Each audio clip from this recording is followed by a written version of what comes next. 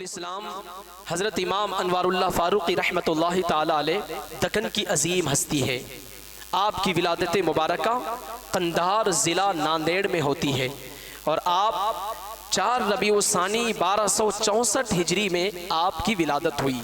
اچھا، یہ جو عظیم ہستیاں ہوتی ہیں اور اللہ رب العزت کو جن عظیم الشان ہستیوں سے، جن عظیم بندوں سے دین کا کام لینا ہوتا ہے، پھر انہیں پہلے ہی سے کمالات خوبیاں عطا فرما دیتا ہے۔ سیدی شیخ الاسلام رحمۃ اللہ تعالی علیہ کی والد محترمہ فرماتی ہے کہ میری شادی ہو کر کے ایک زمانہ گزر گیا، میرے یہاں کوئی اولاد نہیں۔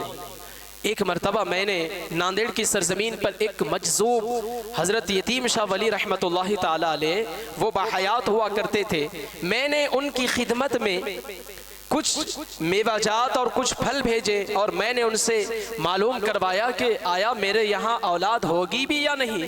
میں پریشان ہوں۔ جب اس مجذوب زمانہ ولی کی بارگاہ میں آپ کی درخواست پہنچی تو آپ فرماتے ہیں گھبرانے کی ضرورت نہیں ہے، آپ کے یہاں لڑکا ہوگا، حافظ قرآن بھی ہوگا، محافظ قرآن بھی ہوگا۔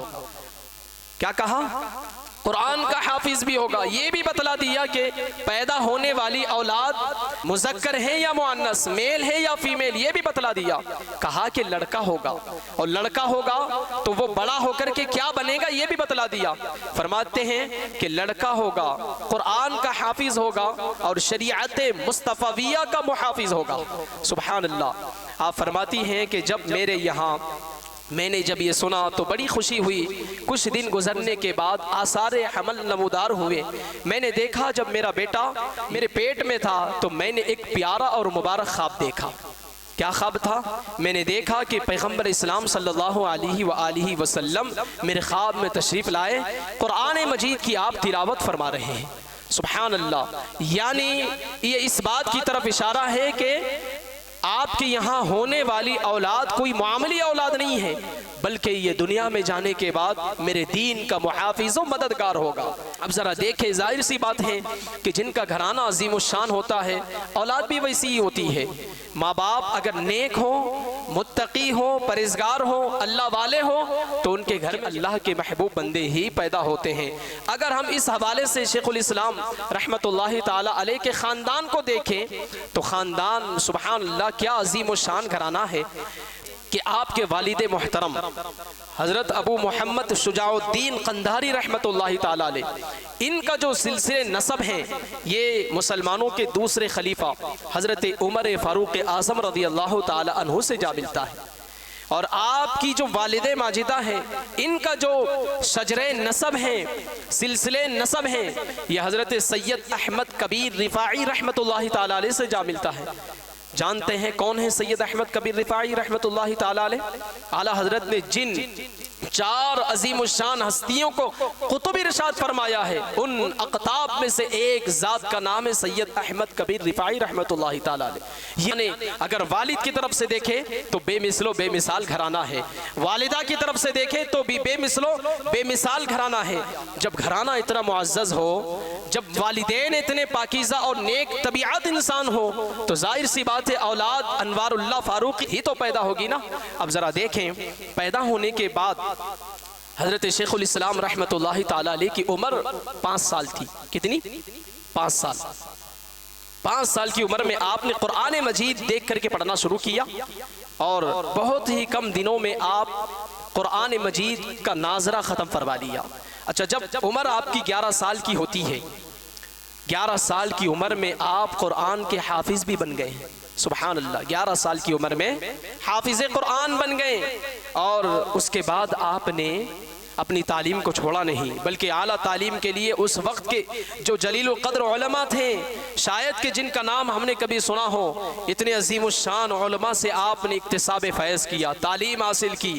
مختصر ان علماء کا نام بطور تبرک ہم لیتے ہیں، قاضی فیاض الدین اورنگ آبادی رحمۃ اللہ تعالی علیہ آپ کے استاد ہوتے ہیں، اور حضرت عبدالحلیم فرنگی محلی، حضرت عبدالحی فرنگی محلی، یہ جلیل القدر علماء ہیں اس زمانے کے، ان سے شیخ الاسلام نے تعلیم حاصل کی۔ شیخ الاسلام نے تمام علوم ظاہریہ اور باطنیہ کو آپ نے حاصل فرما لیا۔ اس کے بعد آپ کی شادی ہوتی ہے، ازدواجی زندگی میں آپ منسلک ہو گئے۔ اور شادی کے بعد آپ نے تقریباً 1 یا 1.5 سال تک آپ نے جاب بھی کی، آپ نوکری کرتے تھے، لیکن ملازمت کو چھوڑ کر کے لوگوں کی اصلاح کے لیے آپ نے پوری زندگی وقف فرما دی، لوگوں کو پڑھاتے رہیں، لوگوں کی اصلاح کرتے رہیں۔ المختصر یہ کہ حضرت شیخ الاسلام رحمۃ اللہ تعالی علیہ حرمین طیبین کا آپ نے سفر فرمایا، 4 آپ نے حج فرمائے۔ پہلا حج ہوتا ہے 1296 ہجری میں، دوسرا حج ہوتا ہے 1301 ہجری میں، اس کے بعد پھر 4 سال کے بعد حج کو جاتے ہیں، پھر اس کے بعد 3 سال کے بعد آپ نے اور ایک حج فرمایا۔ اچھا، یہ جو آپ کے حج کے سفر ہیں، اس زمانے میں کتنی مشقت اور کس قدر پریشانیاں اور صعوبتیں برداشت کرنی پڑتی تھی۔ ایسا تو تھا نہیں کہ بیٹھے رات میں صبح اتر گئے، نہیں، بلکہ مہینوں سفر کرنا پڑتا تھا۔ آج سے تقریباً کچھ کم 150 سال سے زائد عرصے کی بات ہو رہی ہے۔ شیخ الاسلام رحمۃ اللہ تعالی علیہ نے 4 حج ادا فرمائے ہیں۔ یہ اللہ اس کے رسول کے گھر سے محبت تھی۔ آج لوگ کہتے ہیں کہ بار بار حج کرنے کی کیا ضرورت، جبکہ ہمارے اسلاف نے 1 2 نہیں، خود میرے پیر و مرشد کے حضرت حضور سیدی اشرف الفقہاء رحمۃ اللہ تعالی علیہ نے اپنی زندگی میں 32 مرتبہ حج ادا فرمایا۔ کتنے؟ 32 حج۔ یہ کیا ہے؟ اللہ اس کے رسول کے گھر سے محبت اور عقیدت ہے۔ اگر کوئی خلوص نیت کے ساتھ بار بار حج کرتا ہے، اچھی بات ہے، اس کی نیت اور اس کے حج کی ادائیگی یا عمرے کی ادائیگی میں ہمیں غور و فکر کرنے کی کیا ضرورت ہے، اس کا معاملہ ہے، اس کے رب کا معاملہ ہے، لیکن یہ چیز ہمارے اسلاف سے بھی ثابت ہے۔ شیخ الاسلام رحمۃ اللہ تعالی علیہ جب پہلی مرتبہ حج کے لیے تشریف لے گئے، اسی وقت آپ نے اپنے پیر و مرشد حاجی امداد اللہ مہاجر مکی رحمۃ اللہ تعالی علیہ سے آپ نے بیعت فرمایا، آپ کو خلافت بھی دی گئی، اور تیسری مرتبہ حج فرمایا۔ اسی حج کے دوران آپ نے ایک بڑی زبردست کتاب بھی لکھی جس کا نام ہے انوار احمدی۔ آپ اگر اس کتاب کو پڑھیں گے تو اس کتاب کے اندر نبی پاک علیہ الصلوۃ والسلام کی عظمت اور آپ کی فضیلت کو بیان کیا گیا ہے۔ مسلمان کو اس کتاب کو ہر گھر میں رکھنا چاہیے اور پڑھنا چاہیے۔ جب تک ہم اپنے اسلاف کو پڑھیں گے نہیں، سمجھیں گے نہیں، تو ہمیں ان کی عظیم ہستیاں کیسے سمجھ میں آئے گی۔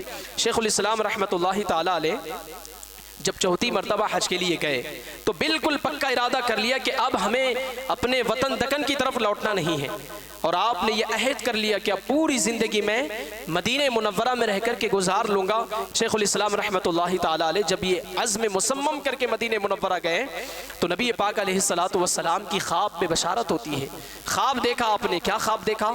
اللہ کے رسول علیہ الصلوۃ والسلام فرماتے ہیں، اے انوار اللہ، آپ ہماری بارگاہ میں رہنے کے لیے نہیں پیدا ہوئے، بلکہ آپ دکن چلے جائیے اور ہزاروں لاکھوں لوگوں کو ہماری بارگاہ تک پہنچائیے، وہاں جا کر کے آپ کام کیجئے، امت کی اصلاح کا آپ کام کرتے رہیے۔ یعنی نبی پاک علیہ الصلوۃ والسلام نے خواب میں تشریف لا کر یہ اشارہ دیا کہ آپ دکن واپس چلے جائیے۔